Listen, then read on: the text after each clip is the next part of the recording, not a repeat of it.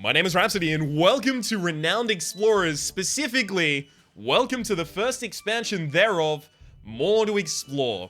Welcome to Renowned Explorers, More to Explore, and it says the same thing I did. This expansion pack introduces 2 complete new expeditions and new game mechanics. Most notably, you can find the new expedition options on the world map at 3-star and 5-star, so it's a Shangri-La alternative, which is interesting. You can also use new campfire stories once every expedition to transform both your crew and strategy. This is actually really interesting, and I've seen it in a few of the dev streams, but I've also played through a run myself to get a little grip of the mechanics.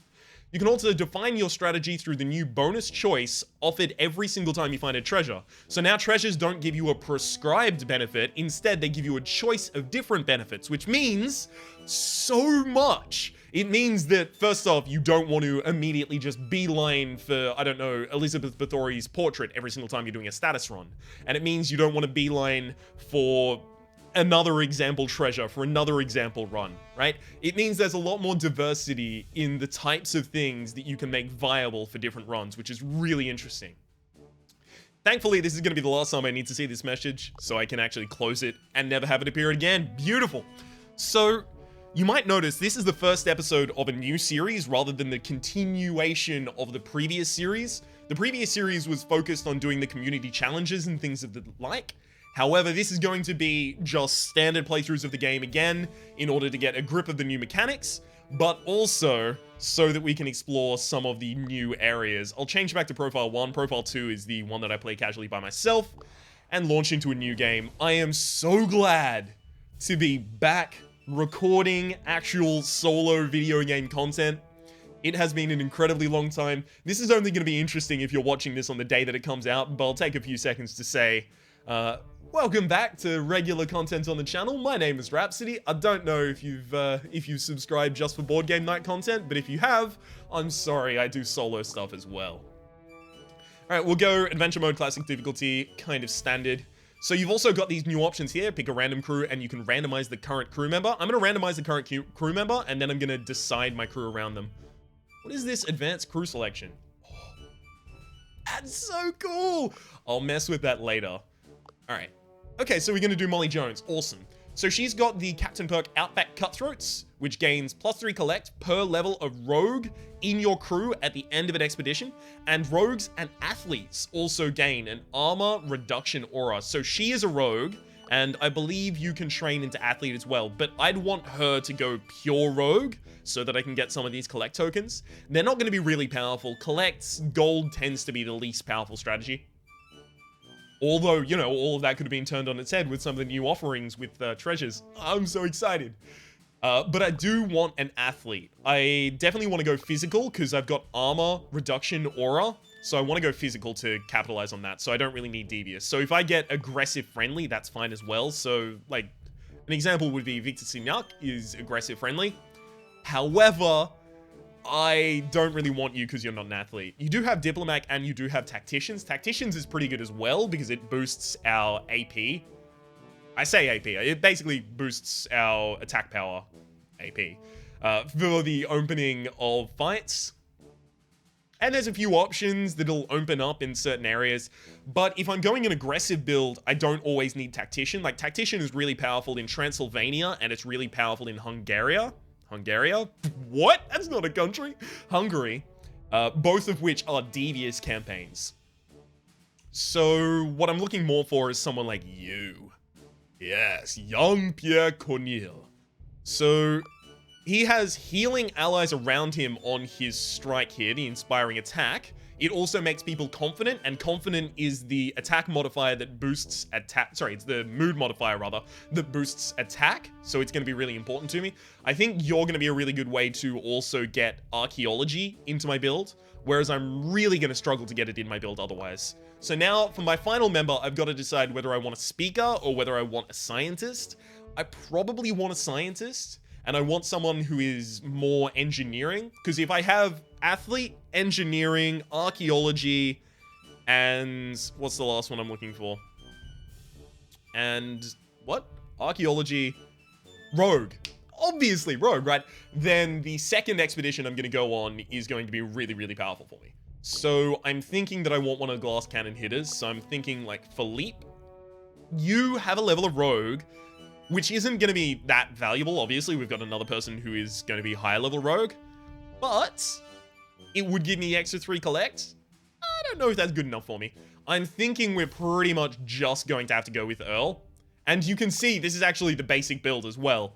I promise you, I did not choose just the characters that it says here, Jean-Pierre and Earl. I just went, okay, cool, I need an athlete, and I also am going to need to be able to branch out into other options. This guy also affords me Survivalist, which is going to be really good in a few different areas as well. Although I don't really want to pick up Survivalist Navigation. And the reason I don't want to do this is because I can still get that through a compass. Okay, let's set out on a mission. There's a few new things that I'll be introducing over the course of this, but if you are familiar with the base Renowned Explorers, then this first episode is going to... It's going to explain a few of the mechanics that you know, but I'm also going to be assuming the knowledge of people watching this series, the first episode specifically, to be a little lower. So instead of going through the tutorial, I'll basically tutorialize the elements of what I do on the first island, and I'll keep building from there. At the same time, I'll be introducing the new elements such as the Campfire. Oh, something that I should mention, the code for this DLC was provided by the creators of the game, so if you happen to think of Let's Plays as a inherent endorsement of the game, then that's a notation of possible bias. Alright. I do not have a survivalist. I love that it says now athlete, naturalist, and survivalist. Like it's got them in red, and then I guess that's like cerulean, and then green. You can see a few visual changes if you're familiar with the previous one. So both of you have your armor aura, which is -5 armor to opponents. That can be actually really, really powerful. I think I'll go down here first. On the first island, you typically want to explore every single spot, even if you have to take hunger penalties. Honestly, it's not going to be that bad. Okay, so as a result of Jean-Pierre being an athlete, I have plus 40% chance on top of my 10% base chance and plus 23% from armor to go get this old bag that is dangling dangerously from a sharp piece of rock. I could also just continue climbing the hill. I'm not particularly interested in that option. I kind of want to go through collect here. This is the adventure wheel. Basically, it simulates the 73% roll or 77% roll we were just doing there. We get an old money courier's bag containing some gold and some silver coins. Beautiful. We're going to have some difficulty with this because we only have an athlete. So any of the other ones are going to give us trouble. So I might want to try and explore a little bit more of the island and see if I can level up other characters. Actually, only you would get a survivalist. And even then, I've already said I don't want to give you navigation. We'll have to see. So it looks like the mapping of the island will allow me to go around this way and then back down and then back up and then around there. Rather than going up here where I kind of limit my options to come back down to this area. I want to make sure that I can visit every single beacon with as few traversals as possible. So anyone who's done like BSTs and spanning trees in comp science is going to be very familiar with the idea. But for everyone else, basically, I want to make as few trips as possible, but visit everything. Okay, so we've just found some ancient Saxon tools and a story. Beautiful for one campaign. You can see that while I'm moving, this little area is filling up. You might be able to see that this is the starting of a campfire. Beautiful. Oh, we found the hidden hoard. On every single island, there is a hidden hoard on an unmarked tile. And you basically get to choose between the most powerful version of each token. So this is basically a powerful collect token, this is a powerful research token, and this is a powerful campaign token. Early on in the game, I really like to go like strong status because it allows you to make other tokens more powerful in the future and gives you this kind of roll-on effect. So I'll go with a secret here. Ooh, something odd is going to happen on this space. Beautiful. Let's get crazy. The rain is becoming unbearable, and the crew is looking for shelter. After searching for a while, a cave is found. Great, some shelter. The crew lays down their backpacks to make fire, to dry their clothes, and for warmth. While the fire is blazing, the cave appears to be larger than it appeared in the dark. As you explore the caves, you notice lots of Saxon war equipment, including some skeletons, probably of wounded soldiers that died in the caves. Okay, I'm going to be going with noteworthy equipment so that I can get more campaign than gold. More campaign than collect, rather. This is exactly what I expected this to be. While collecting some of the equipment, you notice some tactical plans written on the cave walls. Studying this will give you tactical defensive insight.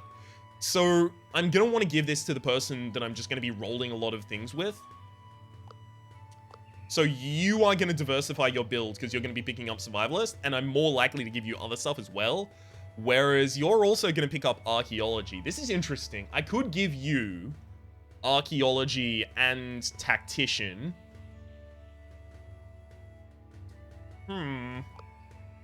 This is true. The only person I'm never going to give Tactician to is you. The reason that you might want one person to be a wheel roller is because you can basically stack effects on this same person, so Earl in this case.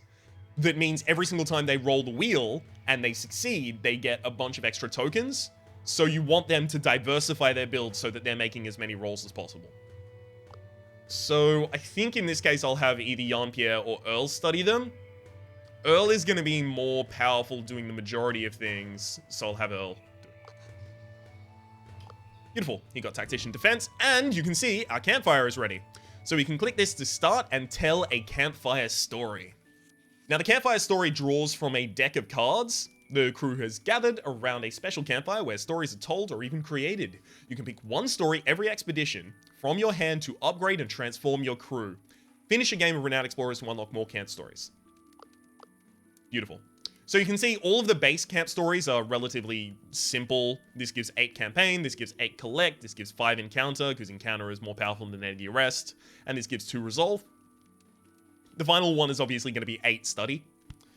The only one of these that I'm particularly interested in at the moment is the campaign, so I can get my campaign off the hook. So I will keep the encounter so it doesn't get thrown out of my hand later. And now I'll start telling the campfire story. Now, the important thing about this is there's kind of an inbuilt longevity to your runs now. Or, I guess, basically an element that ties them all together and gets you to play the game again and again and again. And this is that after a run, depending on how well you did in the run, how many expeditions you completed, that kind of thing, you'll unlock more cards or more packs of cards, which go into the deck that creates the campfire stories that you draw from. So these are just the base ones, but there's a lot of character-specific stories. There's a lot of other stories. There's character-specific stories, and there's a lot of trait-specific stories and things like this that I really want to showcase at some point in the future. But for the moment, we'll just be cussing this. The crew is having a blast! Earl has the idea to hold an oratory contest. One who can retell your current adventures in the most exciting way will win the obligatory expedition cake. Everyone tells the story with great charisma, but Earl quite literally takes the cake. It's probably the reason he wanted a contest to begin with. There I get my 8 campaign, and we move on. I also keep the encounter and the other 2 are thrown away. Although, since I only have 5 cards in my deck at the moment, I'm just going to have all of the options next time anyway. So now I want to start traveling back down. It is raining quite hard, and you're walking between 2 hills. You hear a great rumble. There is a landslide in motion. We can get valuable materials if I spend a day mining. I'm totally okay to that. 3 collects. Awesome. It just means I'll take another negative while I'm doing this. Okay, so this is the Saxon monastery. There are a few different things that you can try and do here. Thankfully, an athlete is really useful in this area as well. You can try and push the heavy statue of Tyr with an athlete. And this is basically to impress this druid. And then he'll go, wow, you are so awesome. Tyr would love you. Here, have a treasure. And then we can demonstrate what treasures do now. Okay, we exhausted. He's impressed. He fetches something from the monastery. We have a 75% chance to get a Saxon knight statuette and 13% chance to get a ring or a helmet. Oh shit, we actually got the ring. Interesting. Okay. So, we now have our choices. This is Pinkerton, the chairman of the Renowned Explorers International Society. And he is basically recommending this one. I'm going to go through them myself. So we've got 5 collect. We've also got plus 1 to 3 gold from each collect token. So from the amount of collect tokens I have now, that's 9. It gives me either 9 gold or, what, maximum 27. It'll usually give me somewhere solidly between those. Or I can get +1 collect when I spend insight in town to perform a collect action with a scout. We do have a scout. Do you have any benefits to performing collect actions? Probably not. Although, as a scout, you'll probably get extra collect. Although I'm never going to be spending my insight on collect, so that's probably unlikely to happen. I probably will go with Pinkerton's recommendation at this point. Just because I will be getting a fair few collect. Okay. We're out of supplies. So Jean-Pierre is now weakened by lack of food. A random trait on a random character is weakened every single time you do something like that. Experience, by the way, is earned when you roll a wheel, not specifically when you succeed. So Jean-Pierre rolled a wheel there and now has enough experience to level up. We're going to diversify our build into archaeologistic cults and start moving around. Some cuddly sheep are fond of the crew and keep surrounding you. It makes it hard to move. Now we got to fight them. So we can resolve this friendly, devious, or aggressive, and this shows us what we get for resolving it in each different way. So thankfully, this encounter is going to be super easy, so I can just resolve it friendly for the encounter token, even though my party is not good at resolving friendly. Like you can see, we've got try to impress, try to impress, try to impress. No, you've got try to excite, try to encourage, rather. Whereas we've just got straight out terrify instead of try to terrify. So basically, we have a lower chance of hitting with this, and it does less power. You are not weak to anything. Fine. Alright.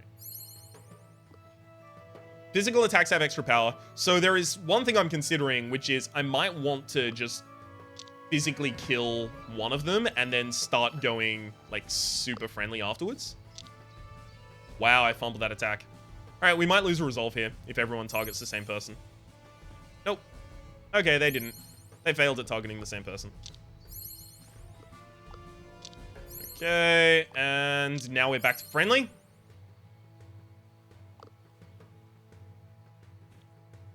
So after you go aggressive, it's relatively difficult to get back to friendly. But now that I'm friendly, it only takes one aggressive action in order to fill the aggressive bar and go back to aggressive. So I don't want to do that. I could just do a devious attack at this point, and it would be a devious attack plus a kill using devious, kill, you know, neutralization, whatever you want to call it, right? And it would only fill 2 of these bars, so instead of changing the attitude to devious, it would just stay pleasant. But I'm going to try and just do it pleasant. Beautiful. So I made the sheep confident that my call's into the best. As you can see, when you beat an opponent in this game, you're not specifically just beating the shit out of them, right? You're actually convincing them that your way is the way to go, or you're impressing the hell out of them and they just don't want to fight you anymore, or you're depressing them, or you're mocking them. There's so many beautiful things that you can do. I love it. Okay, Jean-Pierre has lost armor. If we have to do an aggressive fight, it's going to be really annoying. Earl starts rambling. Ooh, okay, a lot of the negatives we're taking aren't particularly good. We're getting some nice bonuses, though. Earl loses speech defense. That's okay. Ooh, beautiful. So here is an example of us just having a good option due to someone's traits. But there's ancient weaponry laying around on the floor. There is a ancient battlefield worth studying, right? So we can study the battlefield, and then we only have a 50% chance of getting cool stuff, but a 50% chance of getting nothing. And we can just collect some ancient weaponry, but because we have a tactician, we can just get a lot of ancient weaponry, and we can get the collect option. 4 collect instead of 1. Jean-Pierre loses speech power, that's fine. He was never going to be speaking anyway. Okay, we've just picked up some supplies on this. So that's completely fine by me, and now I'm not going to take any more hunger procs. Okay, I really want to be resolving aggressive. Okay, so I'll give Jean-Pierre attack to try and balance... no, I'll give Molly attack. I'll just make her a super powerhouse. So because because I have a level 1 tactician, I was able to be tactically prepared, which is going to give each of my units a buff. You can see tactical prepared buff is here, plus 10% attack and plus 10% speech for the first 2 turns because of a tactical move before the encounter. This becomes larger later, of course. So you move up there. I'm going to use an Inspiring Strike immediately, and this is going to turn everyone confident, which is going to make them do more attack damage. So you can see, because this unit is confident, here it is. This unit has been pumped to win physical challenges, increasing attack power by 25%. So everyone has 35% more attack power than they should right now. Just because I opened the fight in the correct way. So I moved Jean-Pierre over here first before I did any attacking, because I wanted Jean-Pierre's armor reduction aura to be applied to the opponent before I attacked. So after the battle, we've got experience on other characters as well. Earl can now diversify into survive. Oh god, I wasn't going to do that. Dang it. Dang it, dang it, dang it. I'll figure out something different to do with him, I guess. Oh, I screwed that one up. Just the start of some screw-ups. It's okay. It's okay. There'll be more later. So the only person I don't want to be fighting here, you don't have a choice, by the way, as who you fight. But the only person I don't want to be fighting at the moment is going to be Cassandra. And it can be Cassandra, it can be Amir, or it can be Tommy. I'm hoping not Cassandra. So here is the tomb of King Eggbert, but it's been found already by Rivler, who is one of the most promising renowned explorers. And he sets us up against Tommy. Hey, beautiful. So Tommy is an aggressive opponent. And as a result, if we resolve aggressive against him, he becomes impressed by us. And becoming impressed by us means he gives us a bonus at the end of the fight, giving every single one of our characters +1 attack. Now, that's not huge, but it is kind of cool. Typically, in fights like this, I like to give myself a lot of space to work with.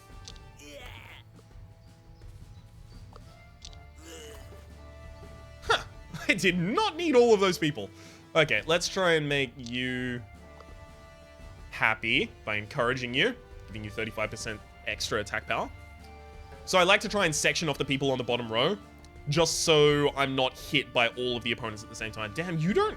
He has 13 grit, and he has a 12% chance of evading an enemy ability, and did it twice in a row there. So 12% of 12%, that's just above 1% chance for that to happen. Awesome. Okay, so let's look at everyone else's movement. So Tommy Gunn can only move 3 spaces, so at furthest he can get to here. And then everyone else is going to have relatively similar, right? 3 spaces, yeah. So if I can kill both of these people, but make sure that the furthest I ever stand is here, then I'm fine. So if you... Hang on, we'll move you up for the armor reduction aura. If I can kill you from afar, and then you from up close, then I should just be able to stand here and wait for enemies to come to me. Damn it. I was able to wait, but it wasn't as effective as I was kind of hoping. Okay, I can use experimentation in order to kill both of the other people, which I definitely will do. Beautiful. That's an AoE attack that he got when he leveled up. And now I'm going to want to move Jean-Pierre around. And the reason I want to do this is because Molly has flank and shank, which lowers the armor of an opponent, but also it can only be used when a target is flanked, which means that it has 2 of my guys on either side of it, but my guys can't be next to one another. So we'll do that first, and then we'll probably just finish the fight with this. Beautiful. So Tommy's impressed by our skill, and as a result of being impressed, he says, "Wow, you're pretty strong. If you can take on the mighty Tommy Gun, take this gold in this checklist." It describes the treasure we want to find here. If you beat us to it, you deserve one as well. Beautiful. Hey, okay, read the checklist aloud. So convincing the locals is something we're probably not going to do. Think about it. Convincing the locals is probably going to need a speaker, or someone with diplomatics, or someone with beguiling, and we have none of those. Tracking the treasure, I guess we have a survivalist navigator, but other than that, I can't think of anything else we have that's really good for that. Investigating the tomb, we have an archaeologist. I guess that's the closest that we have. Oh, wait, track the treasure near dangerous cliffs. Okay, never mind. That's something that a rogue or an athlete might be particularly good at. So, let's do that. Oh, look. It kind of looks like, athlete. Wow, actually, it's athlete and survivalist that are getting the bonuses here. I've just got a really high chance from you because you have high grit. Huh. So let's check the other options and see if we were right. Let's try and convince the locals. No one's buying it. Look at this, 31%. Ugh. And then investigating the tomb. Yeah, 47% is our best, and it was from archaeologist. You get a bonus from being a scientist, but you aren't the archaeologist at the same time, so it doesn't matter. Okay, so our best chance is doing the 86 on this. Sorry, 82 rather. Do that. Beautiful. Yummy, yummy collect tokens. All right, let's see what our treasure is. Saxon Golden Horse. Oh man, this is really good. Okay, so we can get 2 to 4 extra gold from collect. So that would be now from our treasures, 3 to 7 extra gold. Now note, a gold by itself usually gives you 10 to 15. So an extra 3 to 7 it's like a 20, what? 20-ish% increase, 30% increase, 40%, something, right? Like it's a reasonable amount of increase. And if we're going to be getting a lot of collect tokens, then this is probably a really good idea for us. Did I? Yes, I did give you the 3rd level of rogue. Good, I'm not that dumb. Okay, you're recommending that I get +2 collect at the end of expedition for every level of survivalist. That would just give me 2 collect. Whereas this is +2 to 4 collect on each token. And I'm going to get 9 more tokens thanks to Molly's captain ability. So this is 33 tokens. So 33 times 2 is 66. And times 4 is going to be double 66, so 132. Right, so I get an extra 66 to 132 at the end of this mission for picking this option. Whereas for this option, I'm only going to get 2 collects, which translates to between 22 and 36.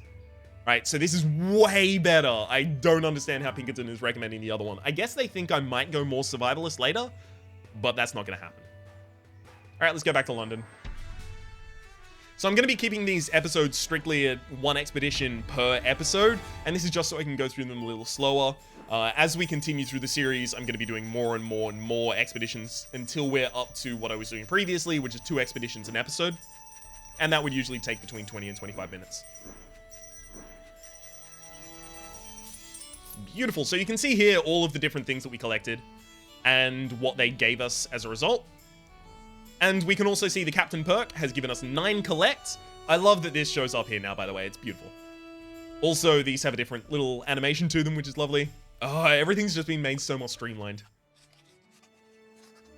Okay, so here is the leaderboard. We need to get above Mathieu Rivelieu.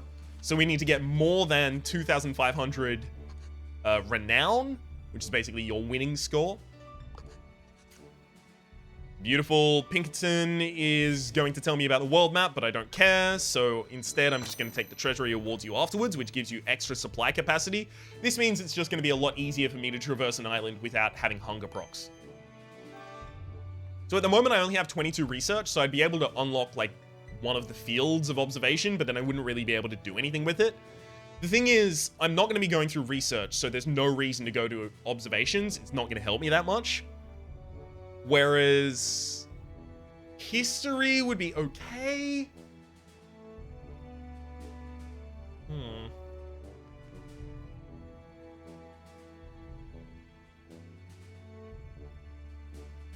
Mainly, I'd want historians just as early as possible. But I guess if I have to go a gold build, I might as well just pick up engineering as fast as possible so that I can get effective equipment as soon as possible. Now, this only unlocks after the 2nd expedition, so instead I'll just save my research for the next expedition and then do stuff. So it's telling me to upgrade stuff. I'm not going to do that yet. Let's go over to Stockholm. So I'm going to try and collect as many campaign tokens as possible, but I'm also going to have as many collect tokens as possible as a result of the captain ability and as a result of just the way that we're skewing at the moment.